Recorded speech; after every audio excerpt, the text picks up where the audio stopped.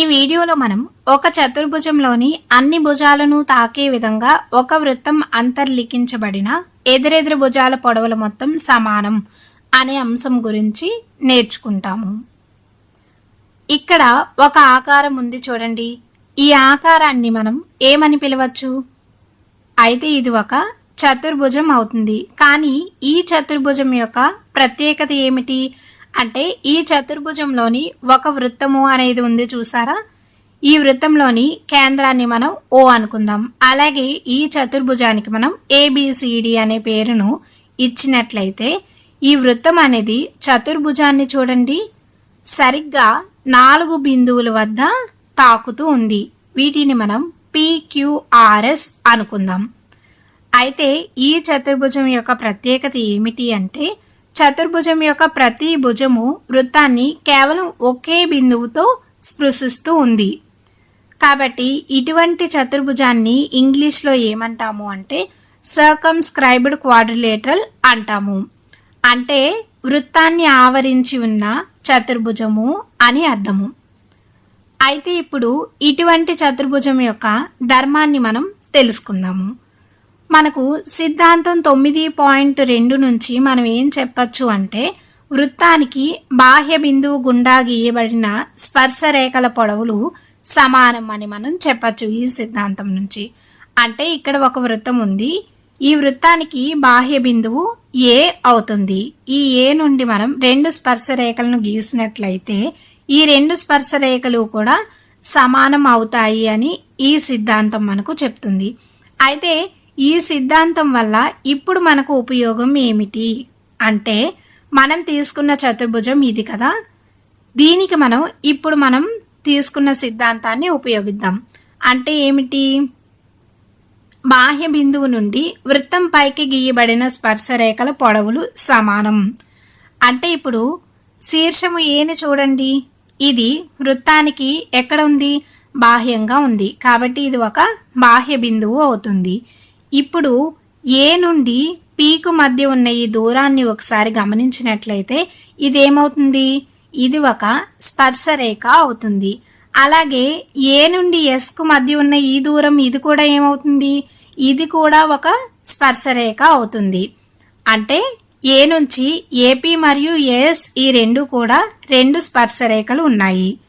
అయితే ఇప్పుడు ఈ సిద్ధాంతం ప్రకారం మనం ఏం చెప్పచ్చు? ఈ 2 స్పర్శ రేఖల పొడవులు సమానము అని మనం చెప్పచ్చు. అంటే AP is equals to AS అవుతుంది అని మనం చెప్పచ్చు. అలాగే ఇప్పుడు మనం శీర్షం బిని తీసుకున్నాము అనుకోండి. ఇది కూడా వృత్తానికి బాహ్యంగా ఉంది. ఇప్పుడు బి నుంచి పీకు మధ్య గల దూరాన్ని గమనించినట్లయితే ఇదేమవుతుంది? స్పర్శరేఖ అవుతుంది. అలాగే బి నుండి క్యూకు మధ్య ఉన్న దూరాన్ని ఇది కూడా గమనిస్తే ఇది కూడా ఏమవుతుంది? ఇది కూడా ఒక స్పర్శరేఖ అవుతుంది. కాబట్టి ఈ 2 స్పర్శరేఖలు ఒకే బాహ్య బిందువు నుండి వచ్చాయి. కాబట్టి ఈ 2 పొడవులు కూడా ఏ విధంగా ఉంటాయి? సమానంగా ఉంటాయి.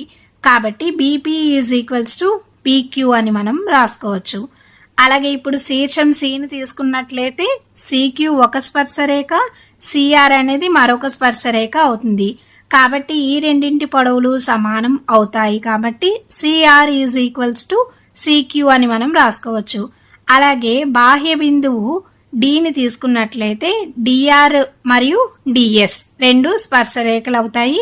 ఈ రెండింటి పొడవులు కూడా సమానం అవుతాయి. కాబట్టి DR is equals to DS అవుతుంది అని మనం ఇక్కడ 4 సమీకరణాలను రాబట్టాం ఈ సిద్ధాంతం ప్రకారం. అయితే ఇక్కడ మనకు 4 సమీకరణాలు ఉన్నాయి కదా, వీటిని ఏం చేద్దామంటే కలుపుదాం.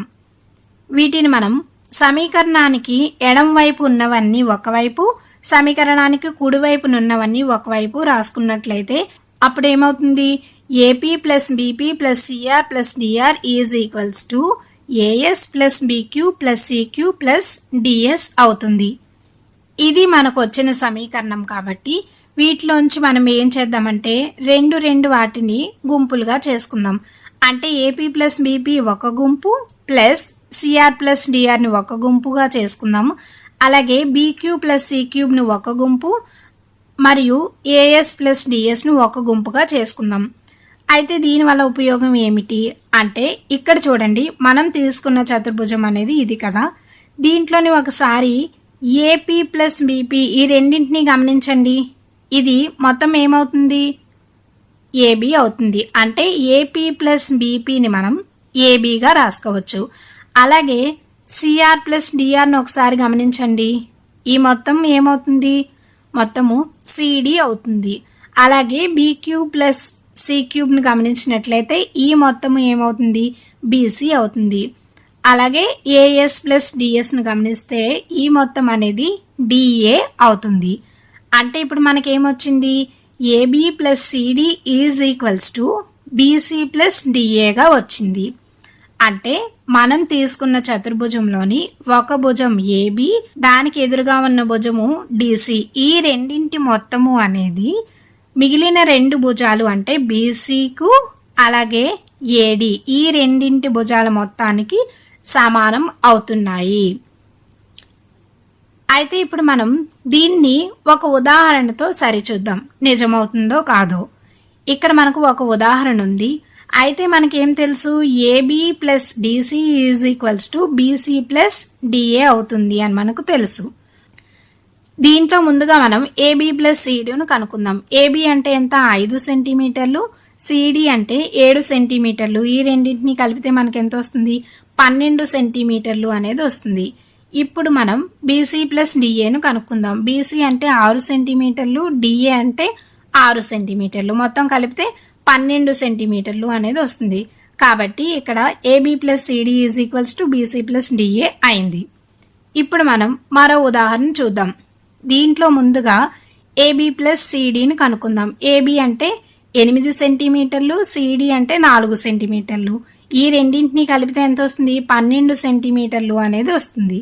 ఇప్పుడు బీసీ ప్లస్ డిఏని కనుక్కుందాం.